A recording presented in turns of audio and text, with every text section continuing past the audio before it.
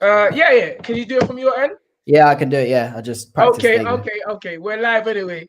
Live in the building. Dream on it. Let's do this thing proper. Dream it, believe it, become it. Come on down. Yeah, that's the come on down I want to hear this week. From the other day, your come on down never sound. It never had no electricity in it. So what's going on? I saw your shiny teeth. Yeah, we're back. How you doing, my man? I'm blessed, man. Even better for speaking to you, my friend. Come on, energy goes where energy flows. Yeah, if you don't know, you better get to know. Big up the first man votes UK. He's saying salute to you, sir. Yeah, man, best salute. Let's not forget the man behind the cam. I don't even know what they call them, guys. I think they call them emojis. The emojo. Yeah, the emoji. The emoji, the man behind the cam, the one, the only, the Gary Blake, the man who really, from a technical standpoint, is myself and Spencer's savior. 1,000,000%. Bro, I didn't even have to work this thing, Trust me. To work this thing. Bro, we're from the old school, fam. Bro, pen and paper. Pen and paper. But listen, let's delve into. I mean, we've really come to the end of the year, and there's it's been what a year it's been, Spence. It's been an emotional year. You know what I mean? We got to say how it is. It's been a very emotional year. It's been, we've had some great fights. We've had it's been one of them years, man. It's been one of them years, but also we got to know, like, we got to be grateful for the year that we've had, because we've seen some good people drop off. Yes. It's just how it is. Some good people that's dropped off. So, you know what I mean? Yeah, man, it's been one of them. TJ, big up yourself, bruv. It's been one of them years, man. JT. fix your glasses, but it's JT.TJ. Good evening, October Red.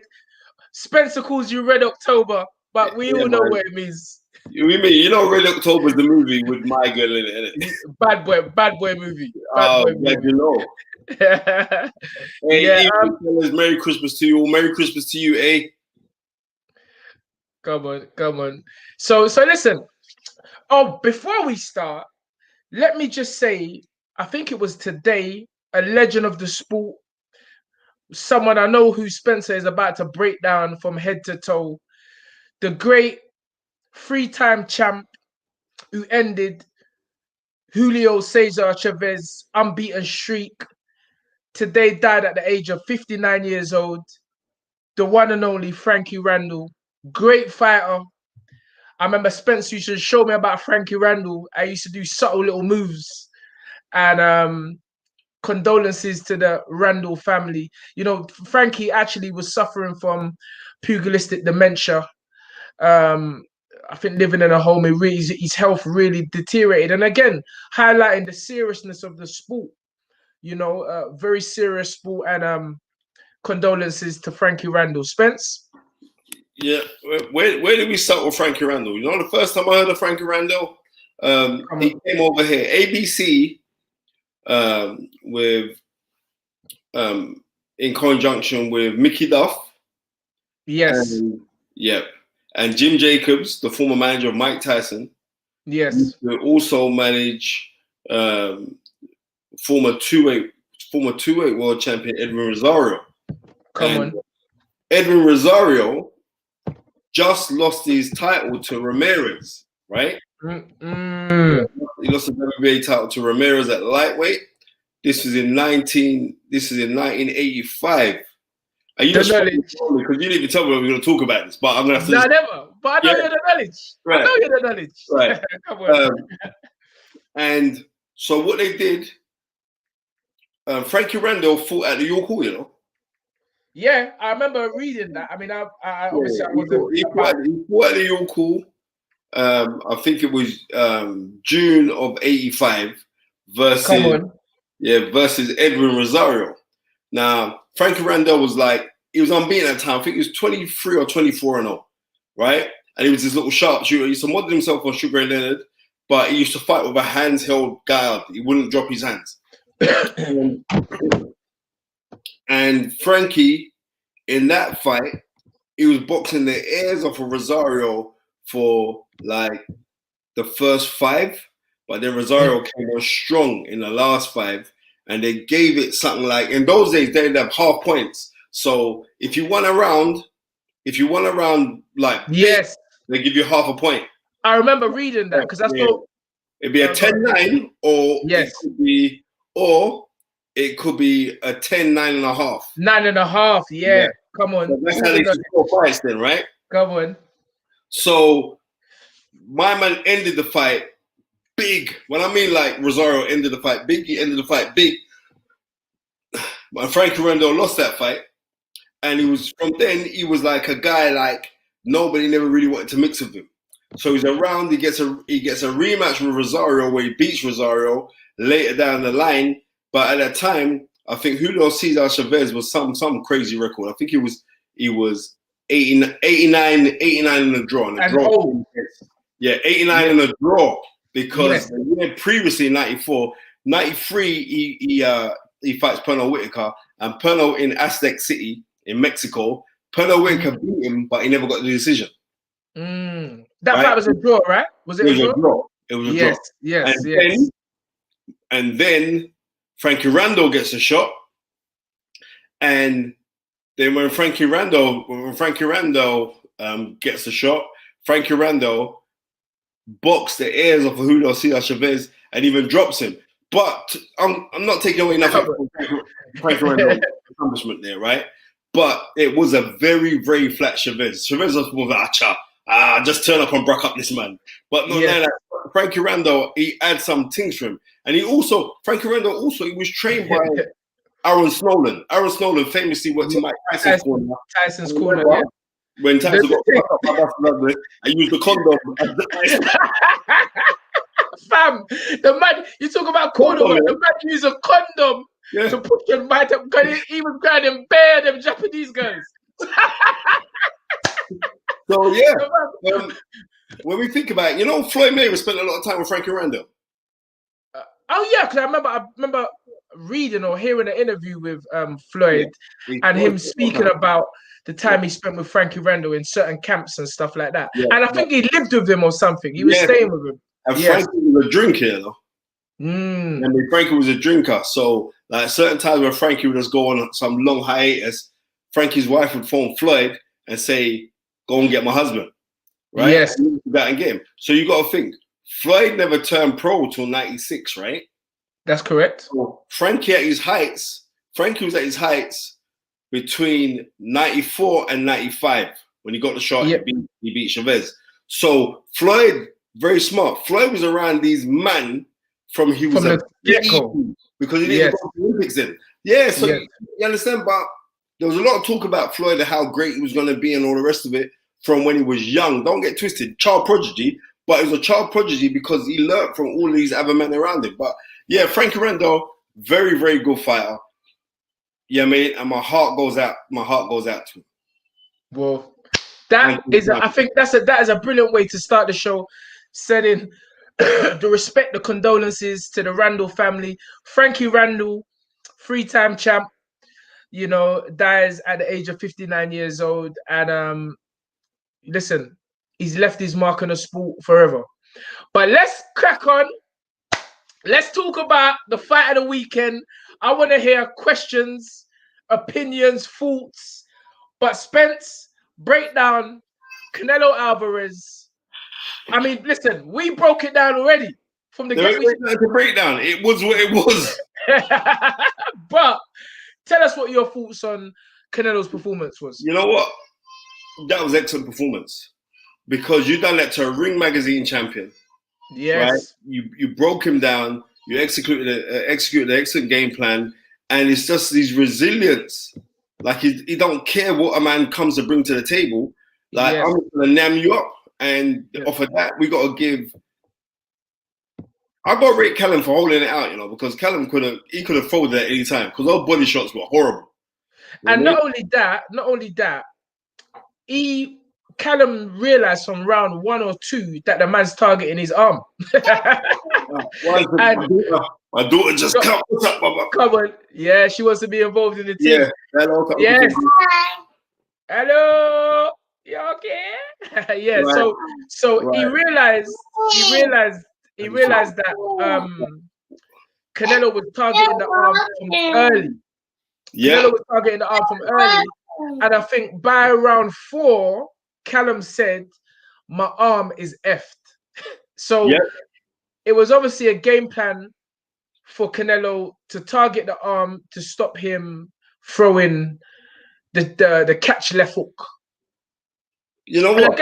I guess that goes to show his brilliance. It does, but also it's easier from the outside to say what a man should be doing. Yeah, we know this. Listen, did you see his arm? Yeah, all right. Well, live TV viewers, live TV. We got kids and all. It's the realest thing out there. Yeah, come on. Listen, everyone knows I'm the greatest dad on the planet. So come on. He punched his arms so much. Did you see the swelling that he had in his arms afterwards? Madness. And I think most people, obviously, again, it's the people who feels it knows it. And I guess a lot of people who was watching didn't really realize what was going on. You know, they could have been looking at Callum thinking, why isn't he doing this? Why isn't he doing that? But he's in the ring. He knows what he's going through. And Canelo must punch very, very, very hard in order to inflict that kind of damage. But yeah, you're right. You know, there was times I was shouting from early because I done the commentary on my Insta. I was like, fam, you're not throwing nothing. Come on, Callum. Let's use a jab. But it's obvious now, you know, in retrospect, that he was going through so much pain, and there's nothing really anyone could do. It was a great performance by Canelo, and I love the feint, the overhand right, and come up through the middle with a left uppercut. Wow. Sick boxing. All I know is this, like that performance there. Yes. Before, when you were saying Canelo's pound for pound #1. Yes. That was solidified to show you. I told you. #1. I told you. He made a man not do nothing, bro. Basic. And remember, sorry to cut you there, Spence. Remember, I told you before the fight, when you get in the ring with Canelo, I've been in a man's presence. I said height was not going to play a factor. It's the aura of the man. So the aura of the man, remember, you get tired. And I said that from the 6th round, and I said that they was talking about Callum having the highest jab output prior to the fight.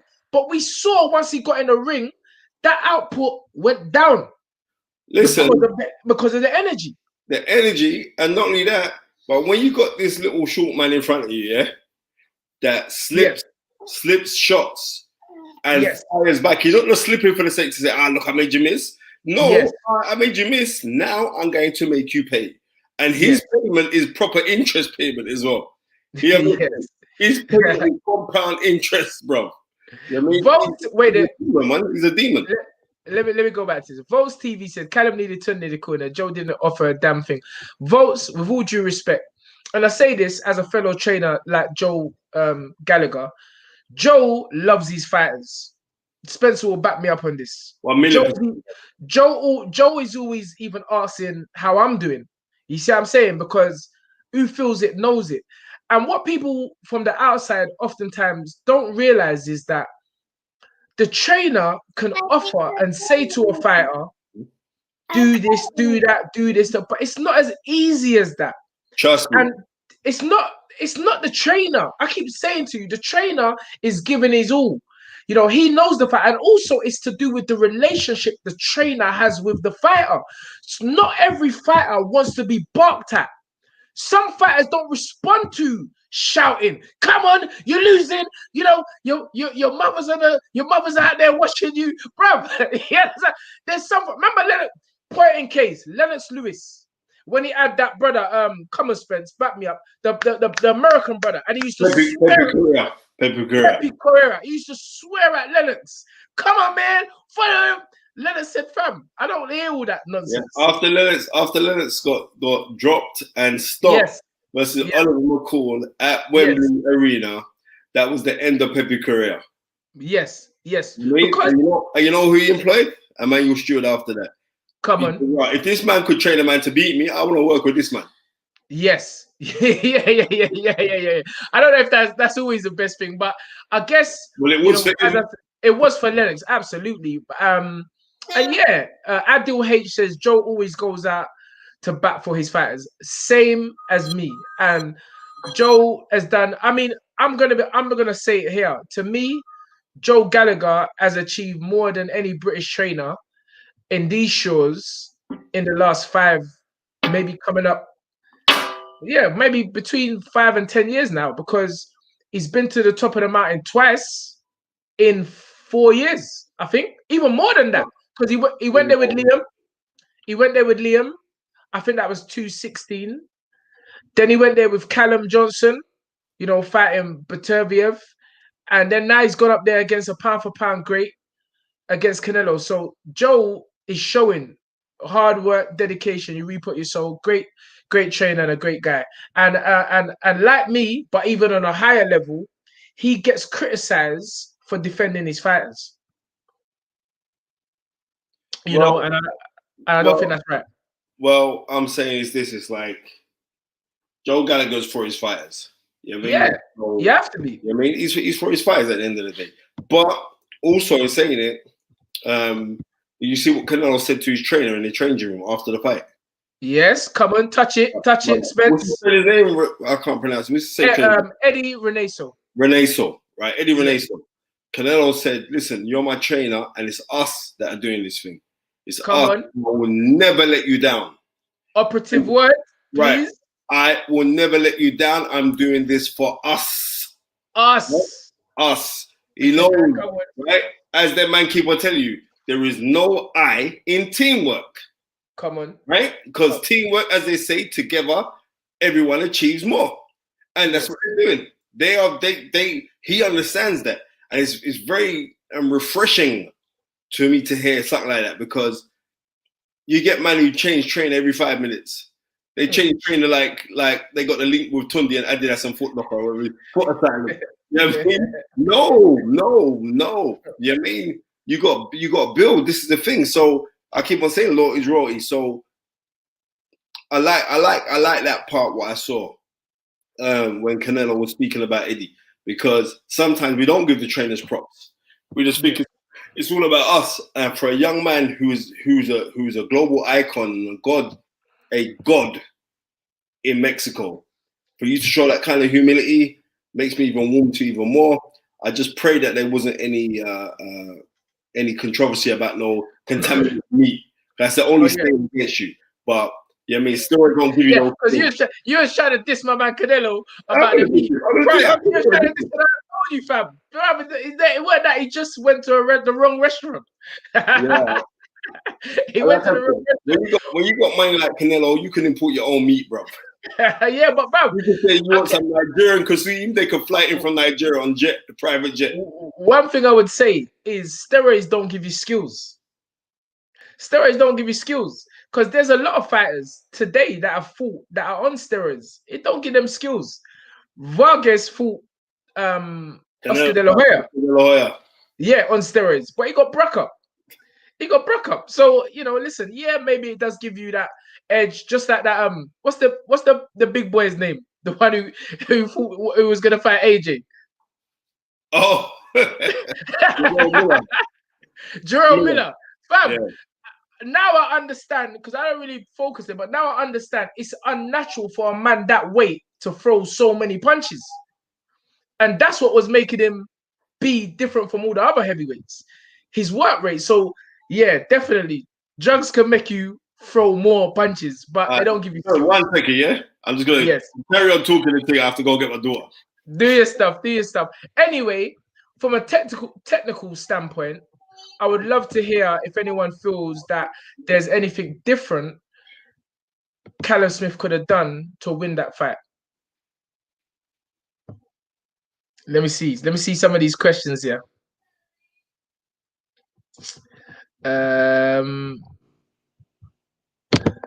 Okay, evening, gents. Any new prospects coming through the pipeline, or any less well-known fighters to keep a lookout for next year? Well, Baz, big up Baz David. There's always gonna be new fighters, looking to come through. I think, it's a very difficult time at the moment because where the amateur scene's out, where small hall boxing is really out, it's like so many people are trying to approach the very few big TV promoters that we have, which is making it really a market where it's oversaturated, and fighters ain't getting an opportunity to build themselves up and then make that TV debut. So, but there's always going to be fighters, new prospects coming through. It's just boxing, every day there's someone looking to make a name for themselves. Hey, well, Baz, look out for there's a couple kids I could say who are up on the horizon, but the one that really impressed me is Jack Bateson. Okay, Jack, yeah, our friend Jack. Fight. Yeah. For a young man, he demonstrates a lot of elderly skills for someone so young. Poise, a lot of poise. Yeah, that's the correct word. I like him. Yeah, and Jack, and I know Jack, and I know the dad, very good people. And, Jack, I think, he's kind of funny because he looks younger than what he actually is.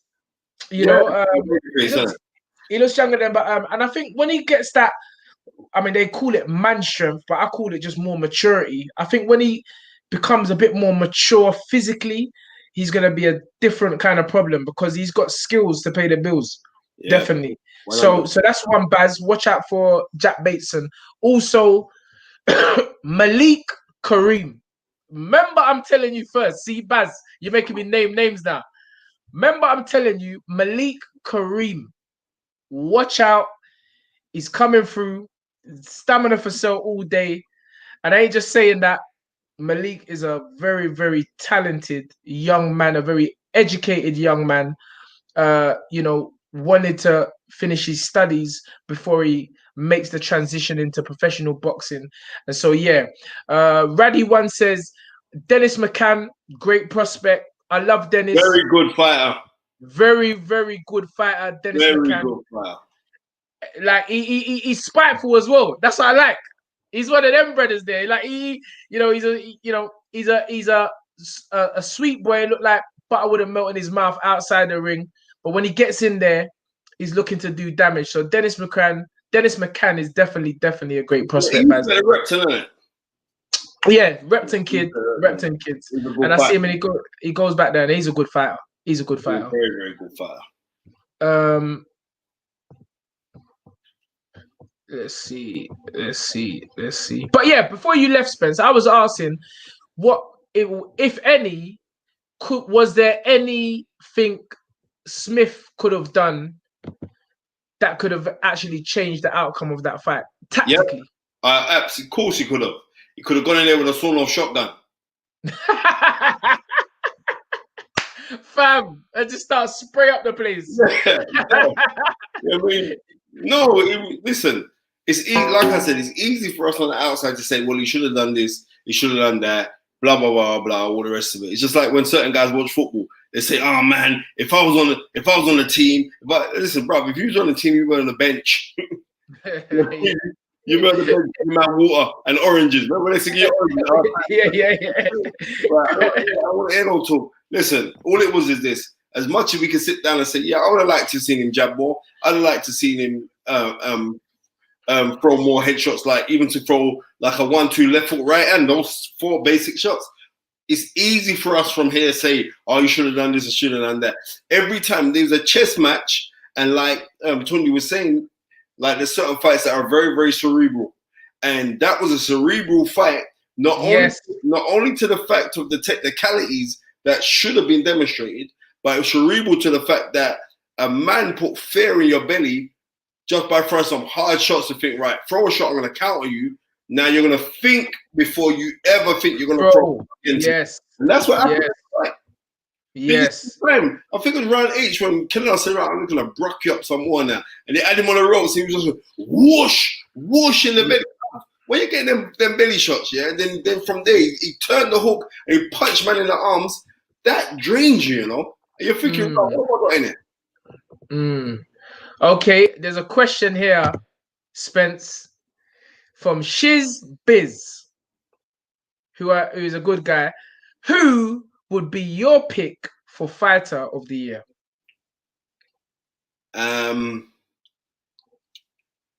With the performance that Tyson Fury put in against Deontay Wilder, I would say my top 3 fighters of the year, I would have it Tyson Fury, then Errol Spence Jr., and then I would have Teofimo Lopez for my top 3. But I'll say Tyson Fury for the way that he annihilated Deontay Wilder. That was a beatdown. That was a terrible beatdown. So for me, I'd say I'd give him that as fighter of the year. So you wouldn't put Anthony Joshua in there? What has he done? He's had in the top 3. He's had one fight this year. Hold on, what? So the Ruiz rematch wasn't in the same year? No, Ruiz rematch was this time last year, December. Okay, all right. I wouldn't put Anthony Joshua in there because fair play. Well, you know what? It's kind of weird because like I'm kind of disrespecting Teofimo Lopez because I think Ring Magazine put Teofimo and Tyson Fury as joint winners of that year. I think it was in 1981. Sugar Ray Leonard was a joint winner as well with Salvador Sanchez, who the famous Mexican featherweight who died in a automobile accident. So yes, I'm saying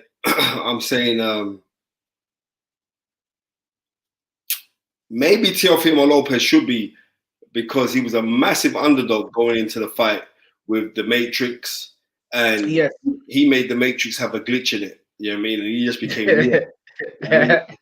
So, yeah, you know what? Thinking about it, I'm gonna go with that. I'm gonna go with Teofimo because before that fight, everyone was going like Lomachenko is unbeatable. Well, you wasn't. I told you that from day one. I mean, and I don't mean it disrespectful because obviously negative people are gonna say, "Oh yeah, what would you know? You ain't never been there. You ain't never had." No, but I'm just giving my opinion. That's what boxing is a very opinionated sport. And in my opinion, I've never rated Lomachenko, and Spencer is my witness, the way people are rating him. And I just thought that if he had fought Gervonta, it could have been worse. It could have been worse than what Teofimo done. If he had fought Gervonta Davis. Yeah, that's what I'm saying. Because Gervonta Davis, he would have kept banging for 12. He wouldn't have banged for the first 6 and then just kind of like just get through the last 6. He would have banged for 12. And I think he would have given a real problem and may still even give a real problem to Lomachenko if they fight. So yeah, Teofimo, the fact that he beat the #1 recognized in a lot of people's opinion. I still always give Terence Crawford that edge, but Terence Crawford, unfortunately, hasn't had the fighters to really cement that #1 spot. Well, unfortunately, it was out today. Like Bob Arum or Terence Crawford, they refused to have a meeting. Like they were trying to call a meeting. I think Bomac, the manager, said, "Nah, bro, we're not meeting you." You know what I mean? So, okay. I don't know what that's all about, but go on, sorry. No, I'm just saying I don't know what that's all about, mate. I think that's crazy because they're still your promoters. Okay, well, Red Eye 1 says, "Why don't I rate Lomo Tunde?" I said, "I know. It's not that I don't rate him. Like, he's a great fighter. Obviously, you're not gassed like everybody else was. I wasn't gassed the way people was talking about because I just look at it from a stylistic point of view. I just say to myself, would Floyd Mayweather at any point in his career lost to Salido? At any point? Never. From his professional debut? Never. He wouldn't. Never. No. Would Gervonta Davis lose to Salido at any point of his professional career? He wouldn't. Salido's tough, great come forward fighter. But when you're talking about skills, accuracy, punch power, just everything, I just feel that showed me a lot. And Gary Russell Jr., although he's a good fighter, very, very good fighter, you know, Gary Russell Jr. was going through a lot of things prior to that fight. I think weight was the amazing thing. Gary Russell Jr. said if Lomachenko was that good, he should have knocked me out. Because if you knew what I was going through prior to the fight, then yeah. But you know what? It is what it is, man. It is what it is. Subjective. So yeah, we got to give Teofimo Lopez pound for pound #1 spot. 100%. 100%. For the fight of the year. That's not for the fight of the year. Fight of the year. October Red says, I agree. No one is unbeatable. Boxing subjectiveness can be steered by promoters. Come on! And previous fight commentary. Come on again, October Red. You're only ever as good as the last opponent you beat. And you see that? That is it. That is it. The TV can gas man up. Because remember, it's perspective. And if what did they say? What did Hitler? What, or was it Hitler? Yep. a lie. Come on. Repeat the lie and repeat the lie some more. People buy into it. Come on. This is what I'm trying to say. So when people say I don't rate Loma, I'm just looking at it from my eyes without rose tinted glasses from others. Anyway, let's move on. Big up October Red again. She's actually got October Red boxing now because she's on this thing as well. So yeah. October Red needs to link up with Lady Shan. Yeah. What that listen, the more women coming with boxing from a woman's perspective, it's great for the sport. So it's needed because now we've got this big resurgence in female boxing with so many good fighters coming through right now in competitive fights. First time, like you're a female boxer, like Christy Martin, you'd be really, really good, and everybody else would be sub-level your part. You know what I mean? So you just beat them up and whatever. You know what I mean? Even though she was very good, but she never had the competition. You know what I mean? In order for her to get the competition, she had to end up fighting Layla Ali, who was 4 weights above her. Madness. Yeah. Hold on. I just read something that made me laugh. But anyway, Gary Russell fought 1 time a year for the last 6 years. Fam, that is the king cherry picking. If a man ain't cherry picking, I don't know what he's doing. He's not cherry picking. He's signed to Al, yeah? Yes. So he's making his peace. Right. So yeah, but you know what it is? Like every time he's fighting that one time, he gets some serious P. But, that's what I'm trying to say, and that's what it's about. Yeah, he's getting some serious P, but he's not getting a regular work, and the years are ticking. Because the madness is this, like I'm saying, I sat down last week celebrating my birthday, and I'm saying to myself, "Raw, years are moving fast." Yes, exactly. In my mind, listen. I remember the night when me and you went out, and we went out for my 30th.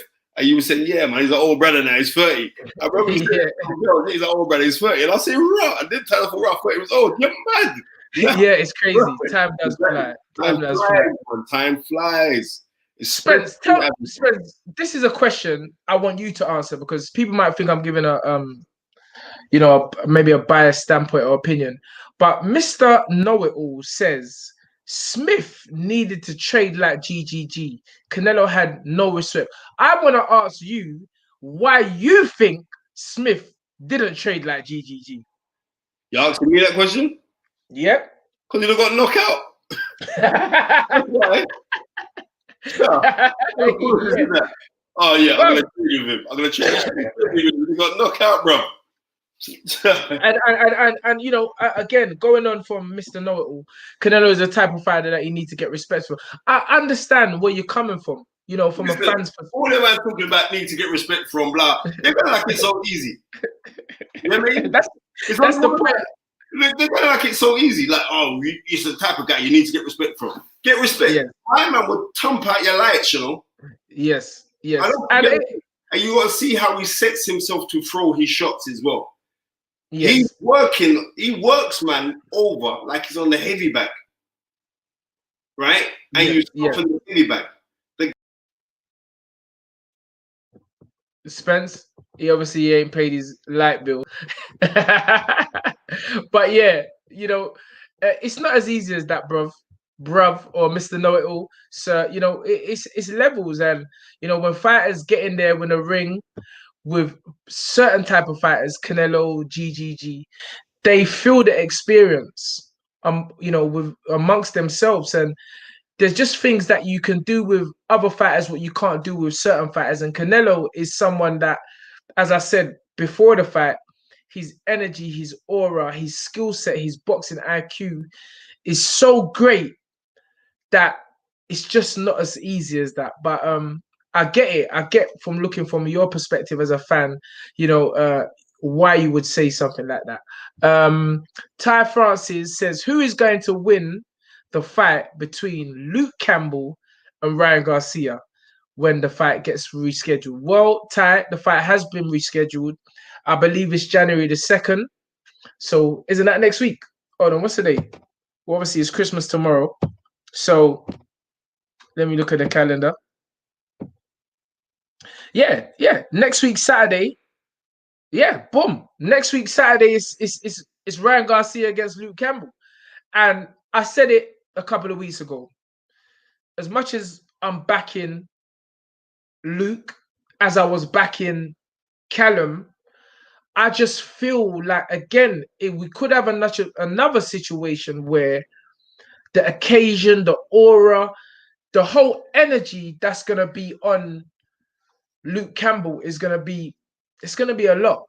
It's going to be a lot. And yeah, the one thing about Luke, he's got the experience. I mean, he's an Olympic gold medalist, so there's not much he hasn't seen. But I think in the day and age we live in, with the superstardom business and the social media era, I know that his trainer, Luke's trainer, a good trainer, very good trainer. The reason why his trainer is a good trainer is he's coming with boxing heritage. The McGuigans is a name in boxing, so he's got that. But I heard Shane say that, just because you're a YouTube sensation, that ain't gonna help you in the ring. Well, Shane, I just got a little bit. I've got some news for you. It is gonna help him. Trust me, because it's energy, fam. You get what I'm saying? And energy means something. It does. It does, because in a social media era, when people have, I mean, how many followers has Ryan Garcia got? He's got something like, I think he's got more than Canelo. 6 million on Instagram, I think 4 or 6 million, something like that. Brother, he's got more than that, because Canelo's got more than that. I'm checking right now, because I know he's got more followers on Instagram than Canelo Alvarez. Someone might tell me I'm lying, or someone might say that I'm mistaken, but Ryan Garcia has 7.8 million people on Instagram. So you can't tell me that don't mean nothing. You try going into war as one man going up against a country. You gotta have something. So that's why I just feel, based on those. I mean, listen, I want to come back here next week and Ty and say that I was completely wrong. Tunde don't know what he's chatting about. But listen, just like the Canelo Smith fight, I'm gonna put it on the line, and I'm gonna say that fight may even end by stoppage from Ryan Garcia. Well, the fight's next week Saturday, so yeah, that's what I said. Right, yeah. I believe that fight can end by stoppage, and it ain't no you know me, I don't do that hating business. I'm not hating, because I want the best for everyone who is not spiteful and goes out and does their business. And Shane McGuigan, he's worked his way to the position. He's a good trainer. He's young. He's good for the business. Gives the whole sport that different look, and he's got some good fighters around him. But I just think that, in my opinion, I can't see why Oscar De La Hoya would risk his biggest and only asset at this stage of his career against someone who he feels is a danger, unless Ryan Garcia himself is requesting the fight, which is what Canelo did with Oscar. There was certain fight Oscar didn't want, and Canelo said, no, I want that fight. So it could be one of those situations, but I just can't see it. What's your take on the fight, Spence? You know what? I think Luke Campbell, I see, Rod, when I heard this fight was announced, I said Ryan Garcia's people know something that we don't know. Yeah, that's what I'm saying. Right, they know something that we don't know because I'm looking at it like this, Tun, right? You get me here, right? I look at it like this. Ryan Garcia does this a lot. Pop up, pull back left hook, throws around, right? Yes. And he's tall and he's gangly. Now in my head, I'm saying, bro, you're not ready to fight Luke Campbell. Luke Campbell will deal with you. Yeah, that's what everyone. Even Shakur Stevenson said that. Yeah, they must know something that we know. But now I'm looking at it like this. Who has Luke Campbell beaten? I don't know. He goes in good ways. He gives them rumbles, right? He gave Lomachenko a rumble, made me realize that Lomachenko ain't that good. That's about again. I said it. Right. I said it. He fought Jorge Linares. To his credit, Jorge Linares beat him, even though he was going through because his dad just passed away. Yes. Right. Then remember the little French African brother Mendy. Yeah, Mendy, he beat him. Right, and then he changed trainer. Then he linked up with Shane McGuigan. So I'm saying, I really do think that Luke Campbell was meant to win this fight, but there is no way on earth that they'd put him in this fight if they didn't know something. So obviously they must know something, and because of that, then I've got to lean towards Garcia to win this fight on points. Yes. But when you're hearing esteemed trainers, you know what I mean, like Joe Goosen, turn around and say, yes. I'm hearing that. I'm saying, what? Have they paid you to say that, or is it? yeah. That's what I thought as well. Yeah. I was like, bro, where did this come from? Yeah, because Joe Goosen, he's a man. He respects his name is respected in boxing. Respected name, man. From way so back. For him from a name Michael Nunn. So yes. Me looking at that now, and that's me going back to 1987. So me looking at that, I'm saying these brothers must know something that I don't know. Them. Absolutely. That's just the way I feel. Norman Barton as well as a real supporter of anything that we do. Big up Norman Barton. Big up Norman. Big up Mr. Barton. Merry Christmas to you, sir. Yeah, big him up, man. Good guy. But Mr. Barton, Norman Barton says, who between 160 and 175 can put a glitch in Canelo's matrix? I'm going to say, that's who I was going to say. Right. I said Charlo, and call me mad, but there's something about Billy Joe. There's something about Billy Joe. I don't trust Billy, fam. I'm saying that in a positive way. Billy Joe Saunders, he's got the footwork and just the confidence. He won't be going in there all sheepish against Canelo. No. He'll be pulling faces at Canelo. I don't know how long for, because once Canelo clap him, we don't know. But I know Billy Joe Saunders is someone who's confident. Billy Joe Saunders, he was saying from early in his career, if I can't beat him, I'm packing up boxing. He said that about Eubanks. That's how confident Billy Joe Saunders. He said, fam, if I can't beat Billy Joe Saunders, he said, if I can't beat Eubanks, I'm packing up boxing. Yeah, I hear that. So, but Canelo ain't Eubanks Jr. No, we know that. We know that. But again, Canelo's serious, bro. Serious. Trust me. Well, no, we know this. But what I'm trying to say is, to me, Billy Joe Saunders strikes me as someone like Tyson Fury, who, when everyone's betting against them because of this great fighter, you know, Billy Joe Saunders can come up with something that we're not expecting. Yeah, and you know, Billy Joe, he's got the traveler's luck.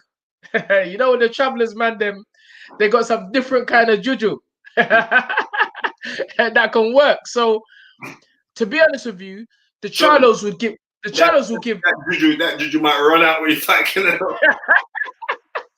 Yeah, because Canelo looks so unbeatable. But I was gonna say Deontay Wilder looked unbeatable, but he didn't, because there was so many occasions where he almost lost. Yeah, you know. Yeah. he throws your own version of the Suzy Q that Rocky Marciano said that should just knock out, man. Yes. Ridiculous puncher. Yes. But when you look at, I know it's going to be wrong. I'm not me fighting now Deontay Wilder, right? But Deontay Wilder, there were so many flaws in his game, Tom. Yeah, that's true. So many. That's true. That's definitely true. And I guess they just needed a good boxer like Tyson Fury to expose that. Leon Figures said Benevidez would cause Canelo problems. No, Woody, I don't think he's strong enough. I don't think none of them. Caleb Plant, no way. Listen, forget about that. Benevidez would be like Rocky Balboa when he fought Clubber Lang in the first fight. I can't keep him around me. I can't.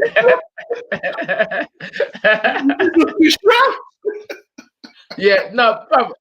Listen, Canelo Alvarez is a problem, and I think he can keep on doing that going up, going down business with the right opponents. But anyone at super middleweight, I can't see Caleb beating him. I can't see Benavidez beating him, although he's unbeaten. I just think the only one that could just give him that awkwardness is Billy Joe Saunders. I think Charlo, because of his strength. Is Charlo 168? Is Charlo 168? He's 160.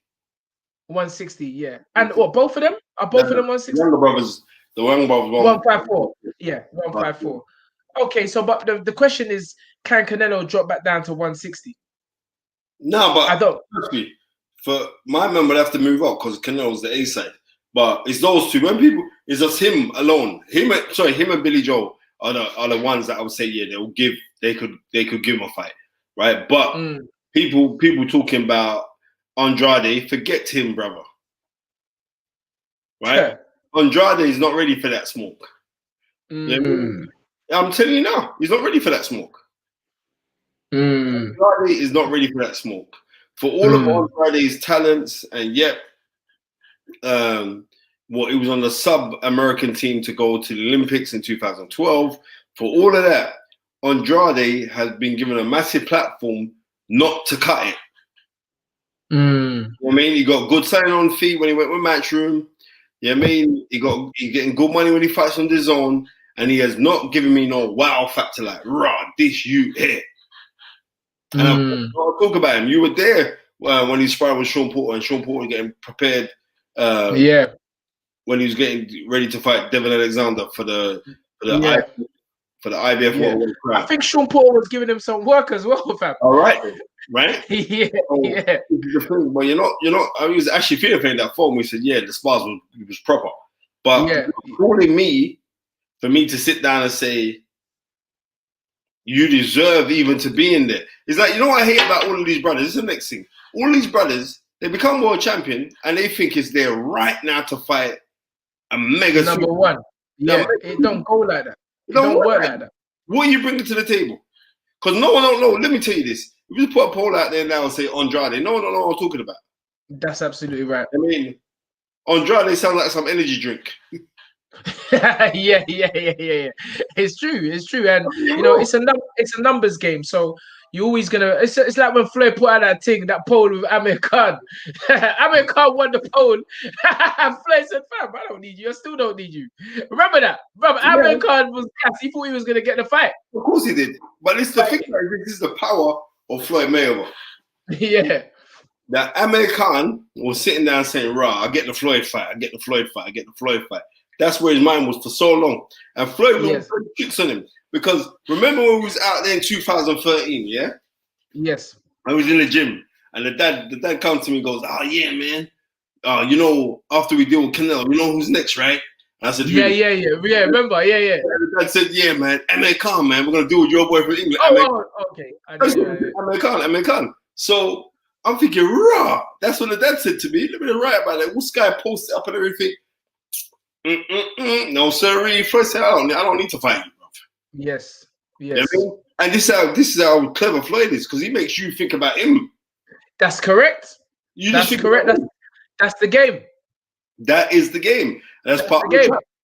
You know what I mean? It was like, I don't know, what was it? The other day I was watching Mike Tyson. Mike Tyson did some interview on, I can't remember what it was on, but he done some interview and he said like, this is at his height of his career, right? Yes. And Don King takes him to, look at this little girl, right?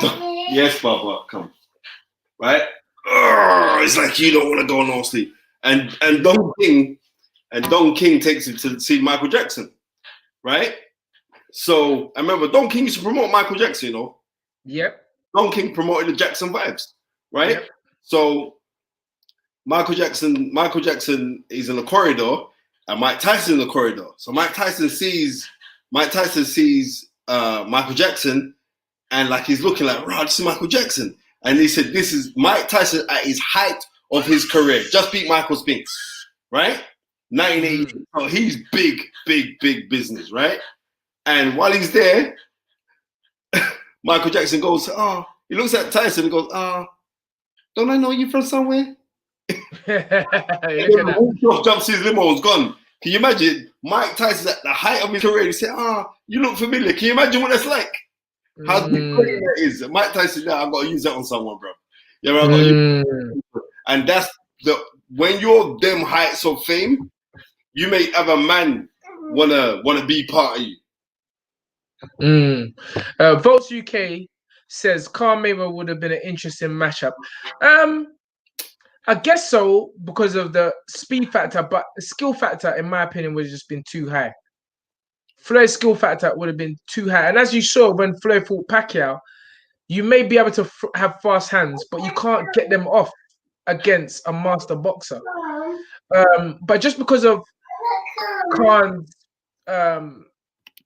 what's it, Makizo, whatever they call it, Makizo, but just because Khan ain't scared of no one. Khan has a fight, it would have been I have to agree with you, it would have been an interesting matchup. So that's a fantasy fight. This is a good question. IT says possible fight 21-22, Josh Taylor against Teofimo Lopez. Who wins and why? Well, I want Spencer to answer that question, but if you're asking me, Josh Taylor is a problem.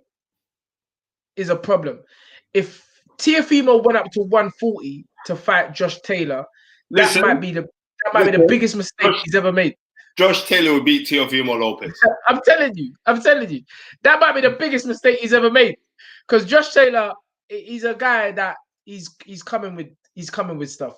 Right, Josh Taylor will beat Teofimo Lopez in my mind. Yeah, yes. I think Teofimo Lopez has just had a fantastic win. You know what I mean? Stay in your lane. You're a lightweight. Bat up the rest of the lightweights then. You know what I mean? Some great fights there. And don't rob us of fights that we could have had. So don't be saying, you're going to move up to fight Josh Taylor. I think Josh Taylor is a massive problem. And I think Josh Taylor, and he's big for the weight as well. I think Josh Taylor. That's what I was about to say. Josh Taylor is a 147. Yeah, you can go to 100. So yeah, you can go to 147.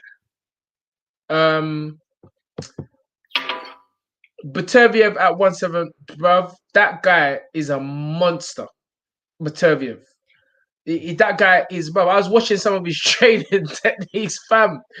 It's like the brother's eating nails, fam, as he's training. The guy is a monster, but him too is susceptible. I mean, Callum Johnson clap him down.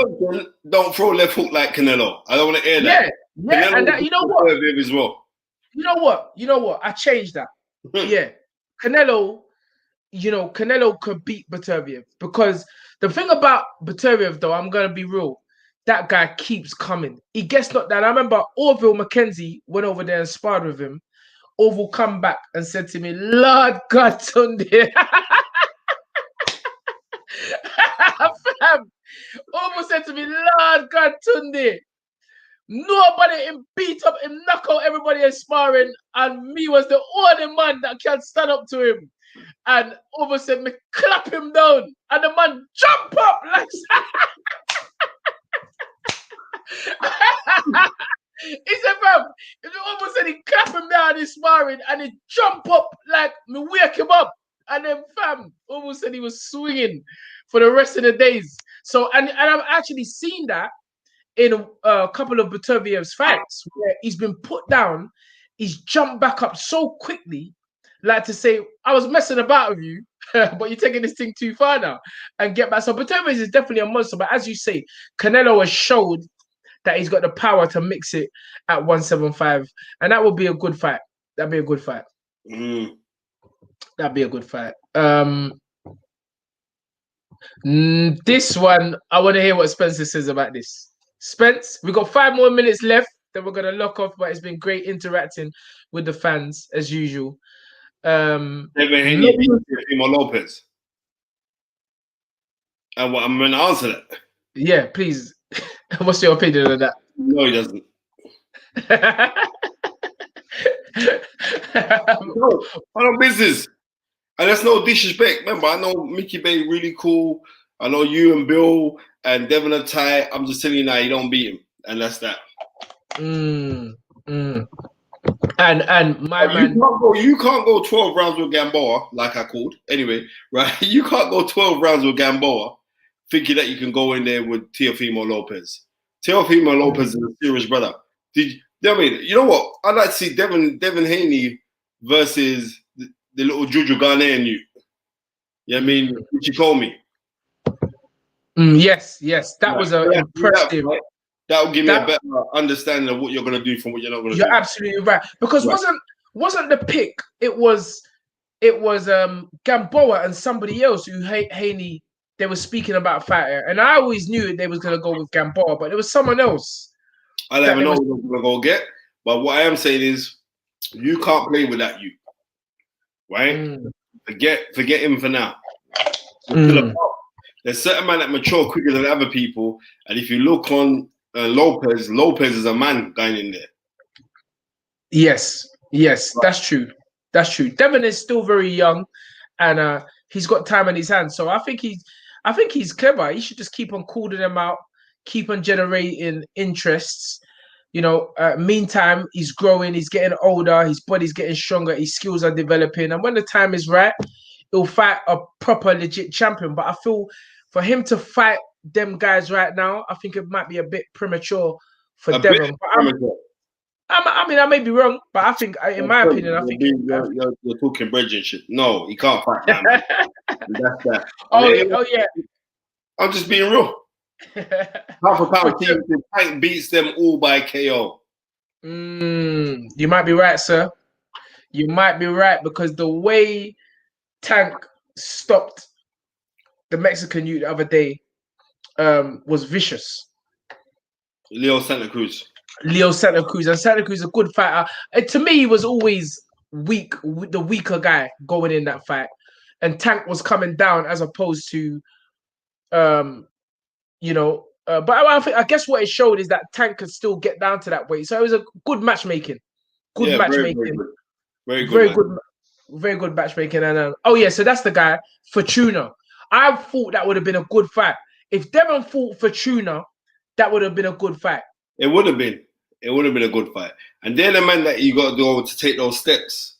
Yes. When you say you're mixing with these kind of guys. Yeah, which is what Teofimo did. It's going to be interesting because I know Devin's contract is up for renewal now. So let's see if Matchroom do something with him. Let's see, because they could be sitting there and saying, right, even though you're a young kid, but you ain't delivered for the money that we've given you. You ain't delivered. It could be one of them ones there. You know what I mean? Because I heard that he got some big money for that fight, bro. Yeah. Yeah, he got some big money signing on fee as well. So, yeah, we'll see, man. Interesting. I like this. Hammer Dread GS Bout says, we need to take time with Haney, end up mashing up the brother's career by getting him broke up by a man that calls brothers. Exactly. Great point, sir. Great point. He's young. Because he's still young. But let him grow. Let him grow. Let him develop. Let him keep talking the talk. Let him keep talking the talk. Let him keep on doing them videos, counting the money with his fat nose. You know what? Easy. You know what? Let him fight the winner of Campbell and Garcia. That'd be a good fight. Yeah, go fight the winner of that. But they shouldn't be rushing up this youth. Let him do what he's doing. Yeah, it's true. You know, but Campbell Haney, if Campbell loses, I can see that happening. Campbell Haney, if Campbell, yes, Campbell Haney, good fight. That'd be a good fight. That would be a good fight. That will be a good fight. Campbell against Haney, and then again. But as my man just said, we need to take time with Devon because he's very young and he's still developing. He showed some good, pieces of skill against Gamboa, little highlight reel. But still, there's a lot of, there's massive room for improvement there with Devon. And I just don't want them to rush him taking all these big fights against these seasoned campaigners. Yeah, well, you know what the thing is, they're not gonna rush him to. So you know what I mean, they're not gonna rush that. They're not stupid. And I know his dad definitely ain't stupid. Bill definitely ain't stupid. So I think, listen, we can't end the show not talking about the fight that most people want to hear about, which is Anthony Joshua versus Tyson Fury. What is we've said it a million times, and it seems that every conversation we have, those two names get mentioned, and rightly so, because we need to see this fight. We need to see this fight, and I think we need to see it next. Because is there any other fight really for the two of them? No, there isn't. There isn't. Okay, then. So even though the WBO is saying like they're ordering for Anthony Joshua to fight Alexander Usyk, right? The WBO will have to humble up themselves to know this part here. The money generated from Joshua Fury, yes, right, will be 10 times the money that will be produced for Joshua to fight Usyk. Yes, they get a percentage because they're sanctioning fee bodies. They get a percentage. So they get a cut. They have to humble themselves up to say, okay, then we want to take a cut. And not only that, no disrespect, no one's not interested in Usyk. Yes, interested in that fight, especially after the way Usyk performed against Derek. It's not like Usyk went in there and bashed Chisora in 2 rounds or 3 rounds if you get Ross. Nah, man, you're ducking if you don't. You know what I mean? There's no major interest in. There's only one fight that the global audience is talking about. There's only one fight that the UK British public are talking about. Is that fight there, right? And from you see the fact that we see Tyson Fury or Jonathan Russell, your alarm going off to them.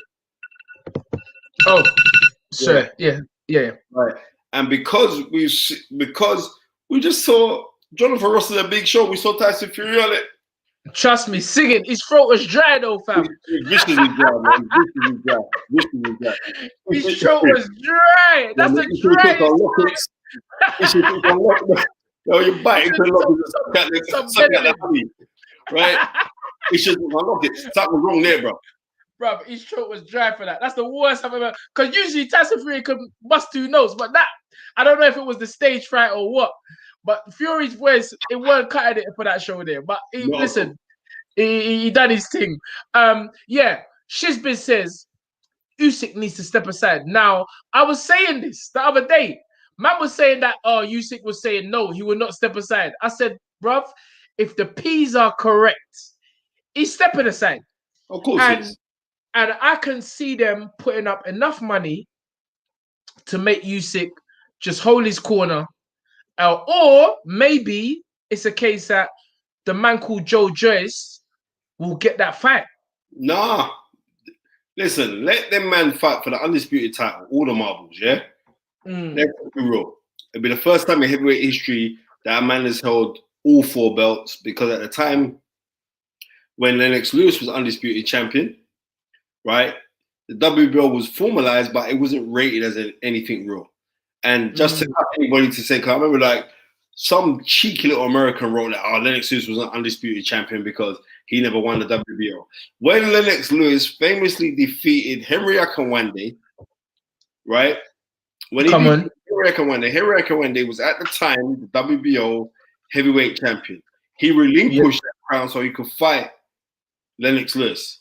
And Lennox Lewis beat him on disqualification anyway, so it would have made no difference. So Lennox Lewis theoretically would have had every single belt if at the time the WBO was ranked or rated as being a legitimate world title. And it wasn't. So let's call it as it is. Interesting. It's England that bust the WBO title. I want man to realize that. Great Britain was the one that bust the WBO title, especially in the heavyweights, because Herbie Hyde won that crown. And when Herbie Hyde did win that crown, it was like a big thing. But then we tried to boost it up, but it wasn't, because Lennox Lewis was there with a legitimate WBC crown. So we're saying, Herbie, behave yourself. But yes, when the WBO entered into Germany with the Klitschko, right? Yes. That is when Vladimir Klitschko made that title very big. Yep. Yes. How we do. Come on, stomach water. Oh, yeah. Come on. Good. All right. Well, listen, it's been great chopping it up with you, Spence, as usual. Oh man, it's been a blessing. And next week again, even though there ain't gonna be no boxing, we're still coming on there to discuss boxing. We're gonna keep this thing rolling. Thank you everyone that has been on live with us. The show will be on the channel, so you can watch it back. And yeah, we sign off by saying these words: dream it, believe it, become it. Come on down. We wish everybody a fantastic Merry Christmas. Don't eat too much turkey tomorrow, because I'm trying to get my belly down. Let's go. Thank you, everyone. And again, let me just say, it's been a testing and a challenging year for all of us. But let's just finish the year off on a high. And I'm wishing everyone health, wealth, prosperity, because remember, health is wealth. So let's stay healthy, and let's all enjoy ourselves and be positive. Thank you, everyone. We're gone.